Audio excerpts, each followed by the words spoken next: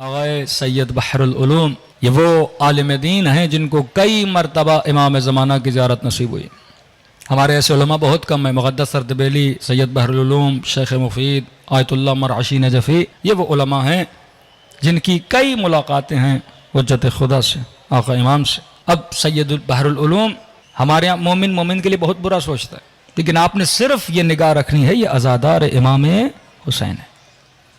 کردار کیا ہے، رفتار کیا ہے، ہمارا نہیں جائے۔ فرش عزا پہ آیا ہے عزادار امام حسین، اس کی عزت ہے، اس کا احترام ہے، کیونکہ یہ کس کے فرش پر ہے، چاہے ہندو بھی آ کے بیٹھے اس کا عزت ہے، کرسچن بیٹھے، اہل سنت آئے، کوئی بھی آئے، فرش عزا یہ تو کمپلیٹ پوزیٹیوٹی کا نام ہے، محبت کا پیغام۔ اتنا بڑا مرجع جس کا لقب ہے علم کا دریا، جس کو دریا بھی بنایا تو وقت کے امام نے بنایا۔ کہتے ایک انجمن تھی عراقیوں کی، وہ محرم کے 10 دن میں 7-8 محرم کو کربلا سے پہلے آ کے رکتی تھی، اور وہاں سے ماتم کرتے کرتے یہ انجمن کے ماتمی کربلا آتے تھے۔ آغائے بحر العلوم ہر سال اس انجمن کے استقبال کے لیے جاتے تھے، کبھی جائیں چائے بانٹتے تھے، کبھی نیاز بانٹتے تھے۔ اس کا میں واقعہ کل بتاؤں گا کہ خود نیاز بانٹنے کا ثواب کتنا ہے مکتب اہل بیت علیہ الصلوۃ والسلام۔ ان کے شاگرد کہتے ہیں کہ ایک دن یہ اس انجمن کے استقبال کے لیے گئے، اور انجمن کے ماتمیوں نے ماتم کرنا شروع کیا۔ نارملی یہ جاتے تھے، ان کے ساتھ کھڑے ہو کے ماتم کرتے تھے، لیکن کہتے ہیں کہ آج آغائے بحر العلوم کی کیفیت الگ تھی۔ انہوں نے سر سے عمامہ اتارا، پاؤں سے جوتیاں اتاری، بیچ مجمع میں چلے گئے اور ماتم کرنے لگے، گریہ کرنے لگے، سر پیٹنے لگے۔ شاگرد کہتے ہیں ہم پریشان ہوئے کہیں لوگوں کے پاؤں میں نہ آ جائیں۔ بڑی مشکل سے ان کو مجمع سے نکالا، گریہ کر رہے ہیں، گھر لے کر گئے۔ اگلے دن طبیعت بہتر ہوئی، ہم نے جا کے پوچھا آغائے بحر العلوم ہم نے کبھی آپ کو اس کیفیت میں نہیں دیکھا کہ سر پیٹتے ہوئے ننگے پاؤں ماتمیوں کے ساتھ کھڑے ہو گئے ماتم کرنے کے لیے۔ کہا مجھے بھی پتا ہے میری کبھی ایسی کیفیت نہیں ہوئی۔ کہ ایسی کیفیت آپ کی کیوں بنی؟ کہ جب میں نے عزاداروں کو دیکھا، ماتمیوں کو دیکھا، اچانک میری نگاہ امام زمانہ پہ پڑی،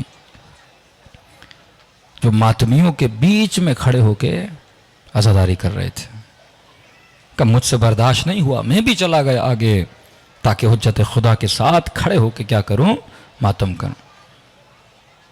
یہ احادیث ہیں، آپ کے 5 امام فرماتے ہیں مجلس کو مجلس، محفل حسین کو محفل حسین نہ سمجھا کرو، یہ باغ ہے جنت کے باغوں میں سے، کہ ہم شریک ہوتے ہیں تمہاری مجلسوں میں۔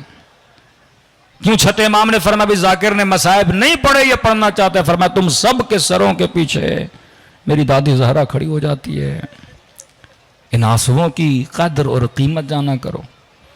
آغا مرعشی نجفی وصیت کرتے ہیں کہ اس رومال میں جس میں میں نے امام حسین کے لیے گریہ کیا ہے وہ میرے قبر میں رکھا جائے، تاکہ میں جناب زہرا کے لیے ثبوت پیش کروں کہ بی بی میں آپ کے حسین کے لیے اتنا رویا تھا۔ وہ سجدگاہ رکھنا میری قبر میں جس میں نے اتنے سجدے کیے ہیں۔ یہ بلیو رکھتے تھے آپ کے علماء، آپ کے مراجع۔ ایک مومن کہتا ہے میں حرم امام حسین میں رو رہا تھا، کہتا ہے کہ راقی کہ میرے آنسو جب زمین پہ گرتے تھے، یہ آنسوؤں کو لے کے اپنے چہرے پہ ملتا تھا، اپنی آنکھوں پہ ملتا تھا۔ میں نے کہا مومن کیا کر رہے ہو؟ کہ حسین پہ جو آنسو بہایا جاتا ہے خدا نے اس میں بھی کیا رکھی ہے، شفا رکھی ہے۔ میں اپنی آنکھوں کو شفا دینا چاہتا ہوں۔ یہ عقیدے، یہ اہل بیت علیہ الصلوۃ والسلام کے ساتھ تمسک، یہ فرش عزا سے ملتا ہے۔